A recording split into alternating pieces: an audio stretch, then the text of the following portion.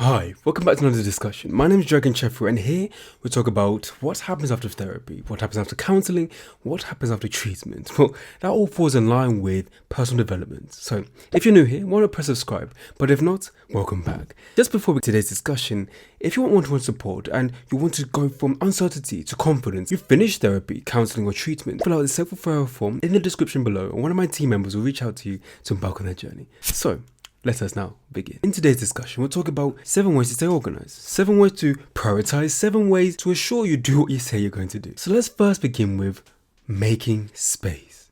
Making an environment, making an area that is actually applicable to the organization. For instance, if you have many files, you would order them into files for different allocations, finances, health, well-being. If you have many apps, you would delete the ones that you don't use at all and keep the ones you use on your invisible area on your phone. If you have too many pictures, you would go through them on a month-by-month criteria, but go through them on daily to ensure you're keeping the valuable memories that you want and just getting rid of anything else that's clutter. Clearing space is like clearing the mind. It gives you an opportunity to put into perspective how much space you have and what is in space, what is taking up that space and what can be let go. It really makes me think it's a time for you to get it out of your head. I didn't even mention the mental aspect of the thoughts, the feelings, ideas that keep coming and going throughout the day. Could you write them down? Could you put them on a piece of paper? Could you voice note them? Could you take a video of yourself just saying things? It may not make any sense, but it's all in life organizing it, because that thought, that idea, that feeling will germinate into something else, an action, and that action will germinate into something else. Could you make space for things in your life? That means getting rid of others. So you've made this space. Now the next task is to simplify the process and systems. So you have an idea, you write it down digitally or analog.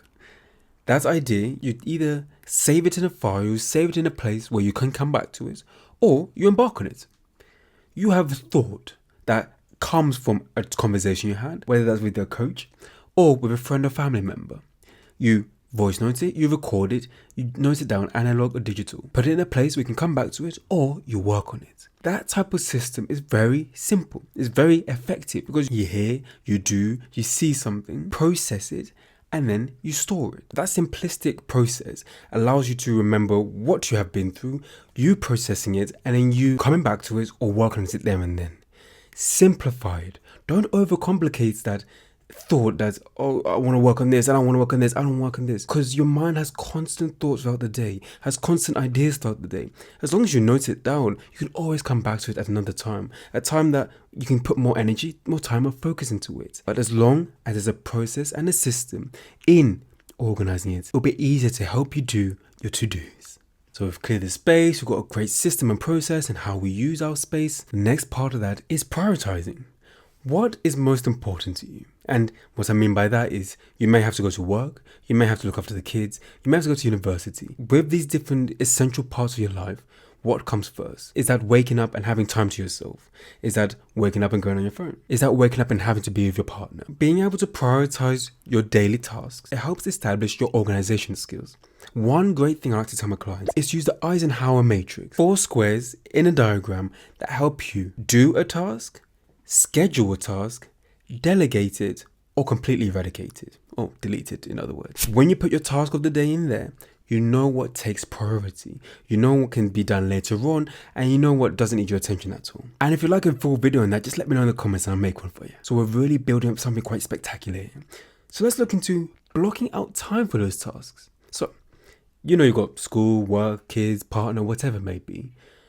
There's times in your day where you can block out an hour, 30 minutes, 10 minutes to really hone in on those thoughts, ideas, those feelings even more.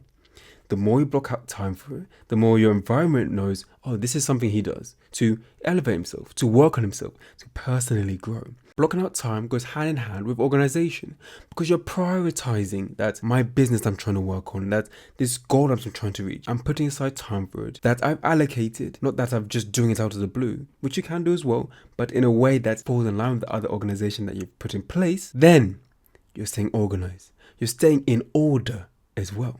We've got processes, we've got systems. We're learning to distinguish what is organized and what takes priority. There's so much to this, which is great. But we need to review it and make sure it's working. So on a weekly basis, I encourage you. You said to yourself, today I'm going to do this, and the next day you're going to do this, the next day you're going to do that. Did you stick to it? Did it help to have blocked out time? Did it help to prioritize? Did it help to make space? What worked and what didn't? From there, you can understand, maybe I need to work on this a bit more. Maybe I need to do this less. Things come naturally and other things are taking a bit more encouragement. Identify it, realize it, then you can work with it. And then lastly, is automating it and using reminders. Getting to the stage where you can remind yourself that, at a certain time, we're doing this. Whether that's in the morning, the first thing before anyone's awake, even your partner in bed, you do this. Or whether that's automating a certain system that if you have an idea, you can voice note it, you can make a shortcut on an iPhone so that it translates into a note and then that note can be uploaded to a document.